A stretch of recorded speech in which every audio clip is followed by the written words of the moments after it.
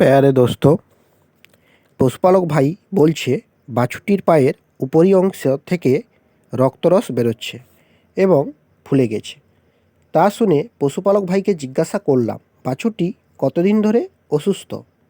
তা উত্তরে তিনি বললেন, 20 থেকে 22 দিন আগে বাছুরটির গায়ে 3-4 জায়গায় পক্সের মতন ফুলে গিয়েছিল। সবগুলো ভালো হয়ে গেছে, কিন্তু পায়ের এই জায়গায় বড় হয়েছিল, তা থেকে রক্তরস বেরোচ্ছে। প্রাথমিকভাবে ধারণা করেছি বাছুরটির লাম্পি স্কিন ডিজিজ হয়েছিল, খুব কম মাত্রায়। কিন্তু পশুপালক ভাইয়ের অবহেলায় পায়ের এই অংশে ইনফেকশান হয়ে কিড়ে বা পোকা হয়ে গেছে। তা সম্পূর্ণ পোকা বের করব এবং বের করে ড্রেসিং করব। ড্রেসিং খুব ভালোভাবে পরিষ্কার করে নিতে হবে।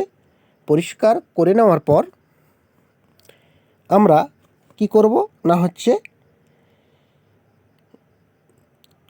প্রভিডন আয়োডিন সলিউশন দিয়ে আমরা পরিষ্কার করে নেব। এই প্রভিডন আয়োডিন সলিউশনটি এটি মূলত একটি অ্যান্টিসেপটিক লোশন।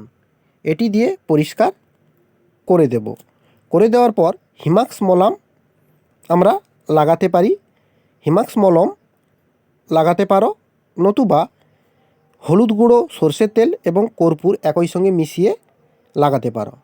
এরপর ইন্টারমাসকুলার ইঞ্জেকশন হিসেবে ক্লোরোফেনিরামিন ম্যালেট 3 ml ও বেলামিল 3 ml আমি ইন্টারমাসকুলার ইঞ্জেকশন হিসেবে দেব।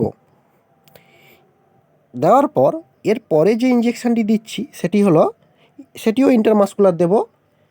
মাল্টিভিটামিন অর্থাৎ হাইব্রিড প্লাস 3 ml ইঞ্জেকশান দিচ্ছি। দেওয়ার পর অক্সিটেট্রাসাইক্লিন হাইড্রোক্লোরাইড ইঞ্জেকশান 4 ml দেব। এটিও দেব ইন্টারমাসকুলার। তবে ইন্টারভেনাস দিলে ভালো, আইভি দিলে খুবই ভালো। তবে এটি একটি ভাইরাস ঘটিত রোগ। এক্ষেত্রে আমি নর্মাল অ্যান্টিবায়োটিক ব্যবহার করছি। এখানে হাই অ্যান্টিবায়োটিক ব্যবহার করলে ইমিউনিটি কমে যাবে, সেক্ষেত্রে নর্মাল অ্যান্টিবায়োটিক ব্যবহার করছি। এই ভাইরাস ঘটিত রোগে ইমিউনিটি ধরে রাখলে তাড়াতাড়ি সুস্থ হয়ে উঠবে এবং ঘাগুলো শুকিয়ে যাবে, তাই আমি নর্মাল অ্যান্টিবায়োটিক ব্যবহার করেছি।